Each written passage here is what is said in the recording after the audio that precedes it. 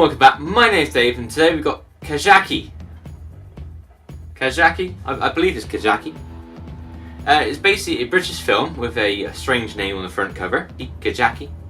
It's a dam in Afghanistan, and this is back 2006. This is set in, so it's dedicated to the soldiers of the British Army and those who have fallen or wounded in the battle or the fights, or bases being over in Afghanistan or Iraq in general. So the sort of this war is happening at the moment, or had happened. I'm not in politics, so I'm not sure where it's at.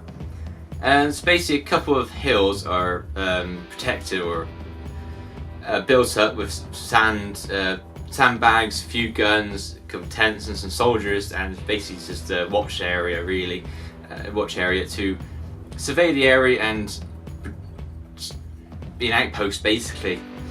So the guy's got like a little scouting mission and walk into a canyon, which I'm not sure why he would do such a thing for, and of course a couple of lads have misfortune with a few landmines, which sort of develops the squad that are out at the time, and it gets chaotic, it gets in a mess, everyone's panicking, they're not sure what to do. A couple of them, one of them goes a bit crazy because everything's happening on it and is overwhelming him, and he gets upset and sort of tries to help, but just doesn't. He just gets in the way slightly.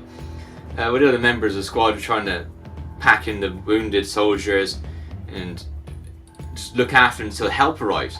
The radio sort of picks its time to work and not work the way it seems, and they have struggled trying to get hold of other people, but when they do, there's only way through the landmines exploding, and they can hear in the distance of the other hill, and they come down to help. Of course, they get enveloped in it as well by losing a couple of their mates because they'll try and work out where the landmines are to get help.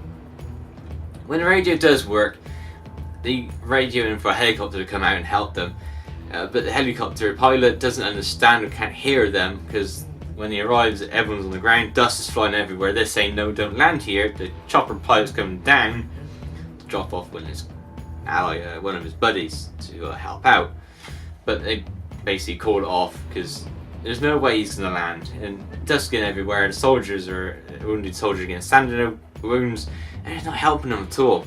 And they're getting rather upset and basically go away and sort of land a bit further else. And basically, in a way, they come back and do help the soldiers. They get a couple out, and they get themselves out of the pickle in the end. But it's one hell of a pickle, and I think the time lapse must be about an hour and a half, I reckon. Hour being that sort of canyon. The film don't always focus on that hour and a half. They sort of spread it out a couple of places here and there, so it's quite nicely done. The way it's filmed as well is quite different, but very simply done as well. It's they've got a couple of cameras. They plunked on the side of the hill and filmed a couple of people when they did acting, and it's different. It's very simple. I like it.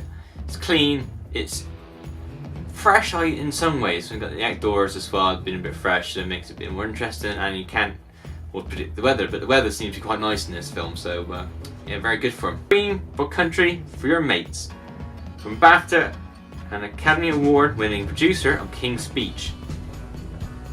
It may well be best war film ever made. Jeremy Clarkson, The Sun. Yeah, okay. He's written The Sun, the best film ever. A BAFTA nominee film, so it's a high-profile film. They've really got the attention of people here in BAFTA. So BAFTA, it's not a place, but it's a film company. Award ceremony. Incredibly tense. It's the British Hurt Locker. Brilliant, powerful, heart-stringing. 5-star, 5-star, and a 4-star. I think somebody forgot to put in the stars on the bottom, or somebody had one too many somewhere. I'm not sure. It's a story so incredible it couldn't have been made up. Well, you'd be surprised actually. It would have been made up if it would be a story, but it's basically on a true story. How true? Only the men who go there and done what happened had done knows. BAFTA nominated Kajaki tells the story of a small army unit stationed at the dam in Afghanistan back in 2006. One morning, a 3-man patrol sets out to disable a Taliban roadblock. When one of the patrol detonates a landmine, his fellow soldiers rush to his aid. Soon find themselves trapped in an unmarked minefield a relic of the Russian invasion in the 1980s. With no way out, any movement risks certain injury and possible death. Don't want that, do we?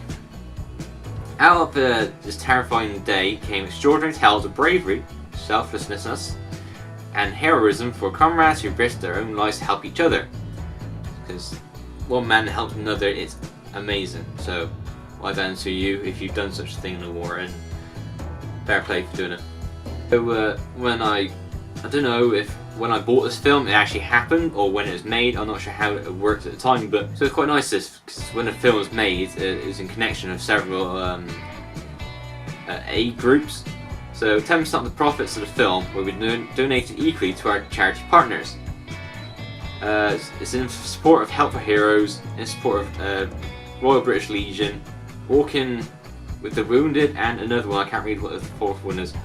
Basically, got these here. So it's quite nice of them, really. I quite appreciate that. The film's about an hour and 50 minutes long, and it's well paced. It's well written, it's well directed, it's well acted. It's not a huge budget film, but you don't get the feeling of a budget film. It's really nicely put together. It's really well spent time over, and it feels really nice actually. And it makes me happy to be British sometimes. You got something quite good as this comes out and it supports the British soldiers as well, and the walking wounded or whatever. It's just really quite nice. Special features are included in this film, of course. Well, that's the special features. Interviews, behind the scenes, theoretical trailer, all of my live music video. The music video is not that good. Well, I don't quite fancy it myself, but maybe some might out there. But it's alright. Behind the scenes, that's something I like. Behind the scenes, it gives you a lot of insight to what's happened, and this definitely shows quite a lot of insight. And it's really quite different in when normal sort of behind the scenes when it takes place. This one's quite something else. It's really quite in depth, and you get quite into it, really, I believe. So I got quite into it. So yeah.